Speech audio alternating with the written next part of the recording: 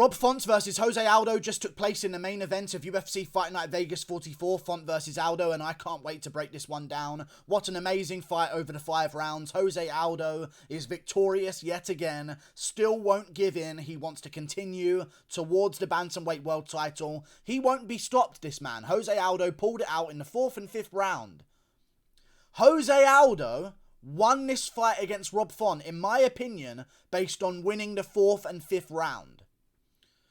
Jose Aldo won the 4th and 5th round of a bout in the UFC. This man is showing incredible improvements in the bantamweight division. He's a threat against anyone. He's got big power. We saw that against Rob Font tonight, landing big shots over and over again. He won the fight mainly because he hurt Rob Font in certain occasions. At the end of the 1st round, he hurt Rob Font quite badly, landed a couple of good ground and pound shots on the floor as well, and stole the round back for himself after losing it early on. Round 2, in my opinion, was a Rob Font round. Although Aldo maybe had a bit of control time, Rob Font clearly outlanded him, landed his own good shots, and I don't believe got rocked at any point in round 2 either. But still a close round, but I went with Rob Font. Rob Font landed good shots, good uppercuts, good elbows on the break from the clinch, and good 1-2s. Round 3 I thought was Rob Font's round, very, very clearly. Aldo didn't really hurt him. He took him off his feet at one point with a leg kick, which was very brutal, but other than that, and other than some other leg kicks and some control time, Rob Font clearly outlanded Aldo. In fact, significantly outstruck him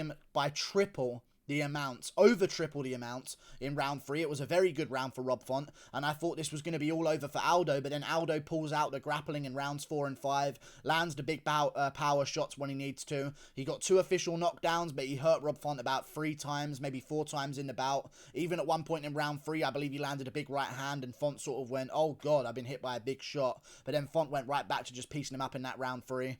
And I thought it was over for Aldo, but Aldo put him down in the 4th, landed good shots, ended up on top and just kept positional control. Didn't really have to do too much on the ground there. Rob Font was total striking him the entire time, but he's not going to get more points than Aldo, really badly putting him down to the canvas with punches. So Aldo won. A very smart fight for him. Knew when to control in the 4th and 5th round. Took the back in the 5th round as well and had a rear naked choke attempt after also hurting Rob Font in the 5th round with a good combination.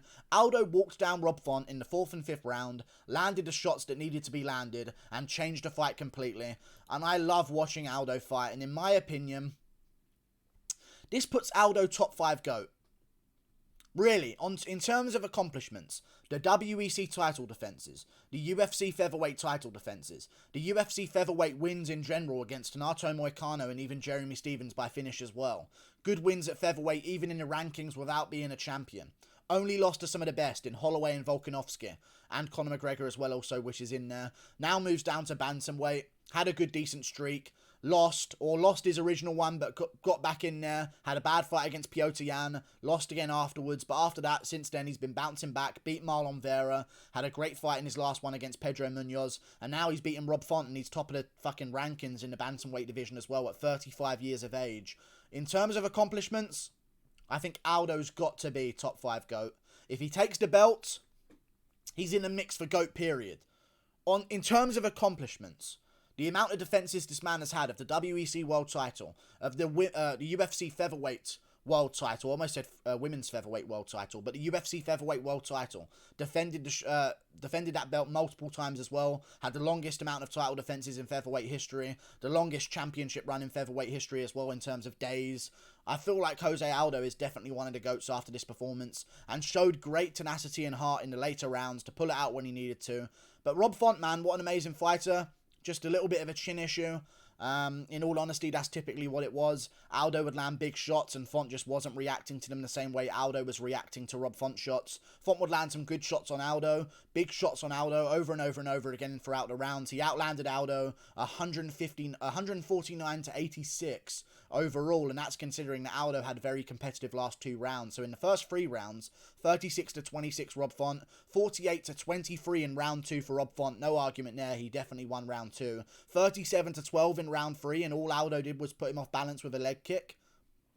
No doubt in my mind, round 2 and 3 are Rob Font's round. This was a 3 rounds to 2 win for Jose Aldo, in my opinion. 48-47. I see a lot of people agreeing with 50-45.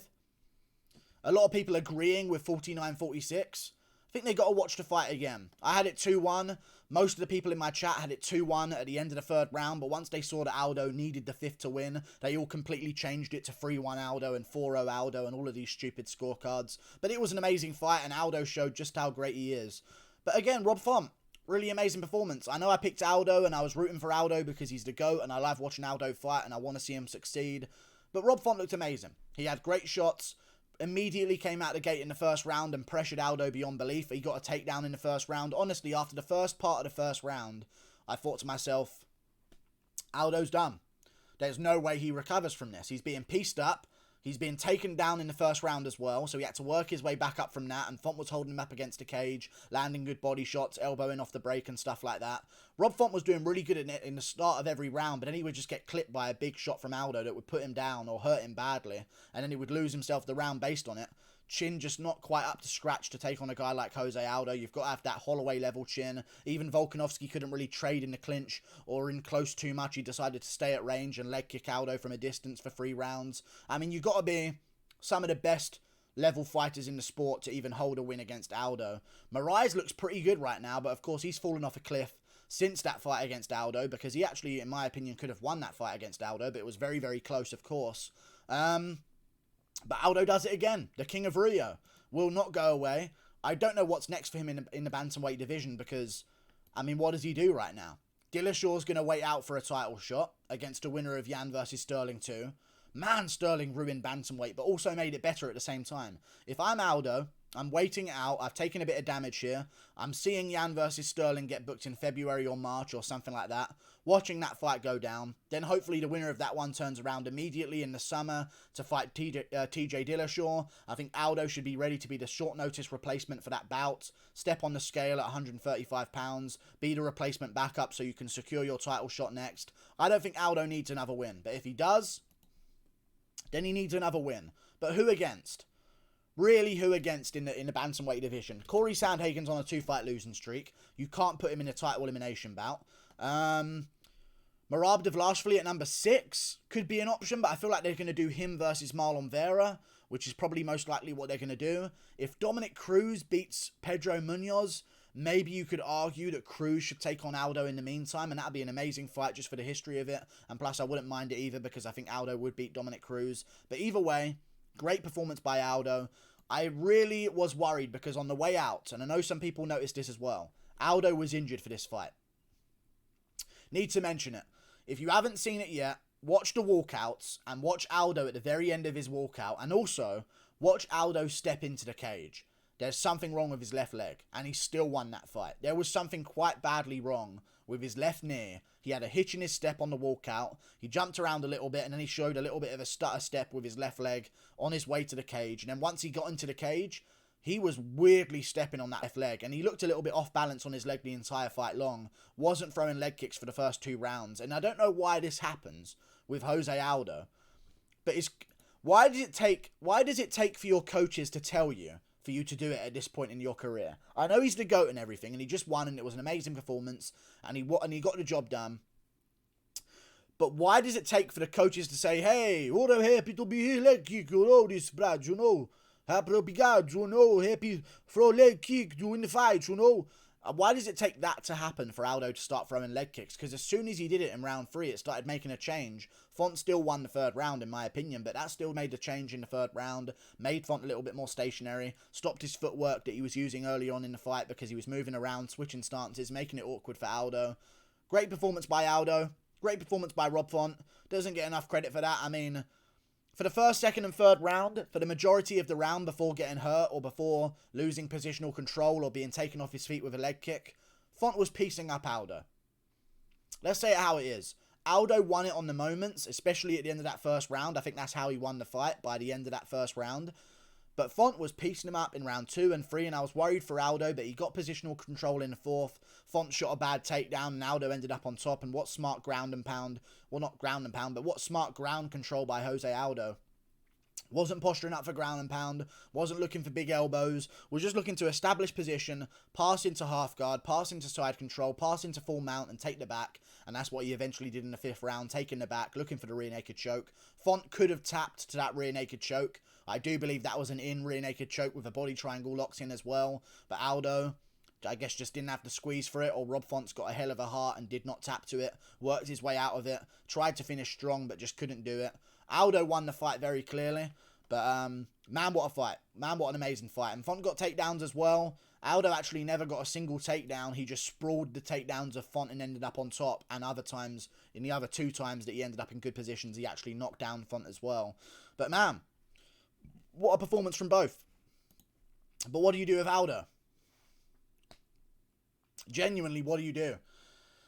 I think he's got to be the short notice replacement for a title shot in July, hopefully. But then what if the winner of Aljamain Sterling Petr Yan takes a bunch of damage and gets injured? I don't see Aljo being a once every 3 months kind of champion if he wins. If Petr Yan wins, that is a possibility, but at the same time,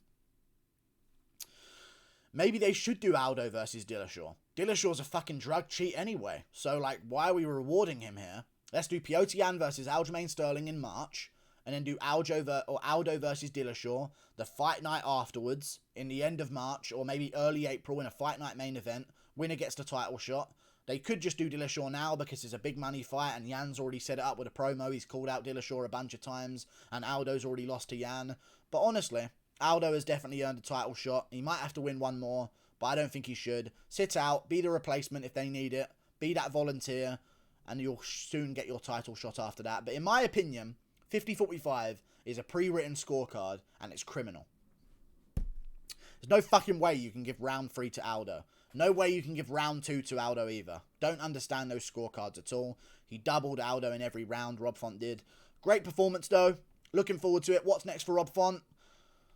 And this sounds sad, but he's probably not any further away from a title shot. I mean, he is. He's going to need 2 good wins to even put himself back in the mix. But even if he won this one, he can't do what Aldo did.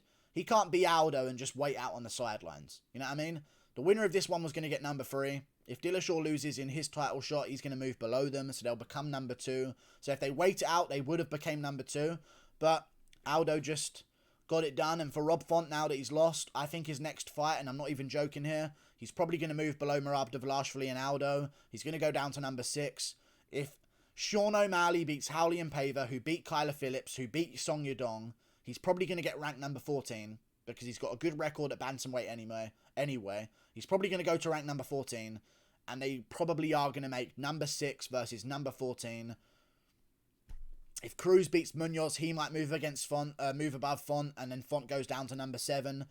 I reckon Sean O'Malley and the UFC in general are going to look at that matchup against Rob Font and think to themselves, this is a very winnable matchup for Sean O'Malley.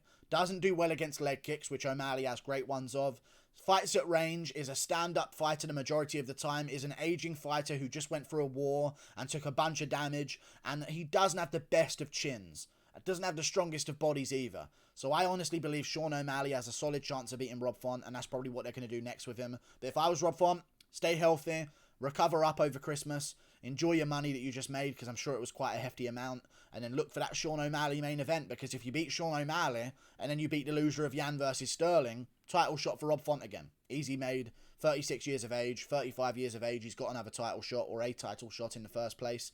Good win though, but again, New England Cartel, just that one step away from a title shot. It wasn't as bad as Qatar versus Holloway, but just that one step away. That one win away from getting their hands on a title shot. Don't know about a title, but, you know, I like Aldo's win.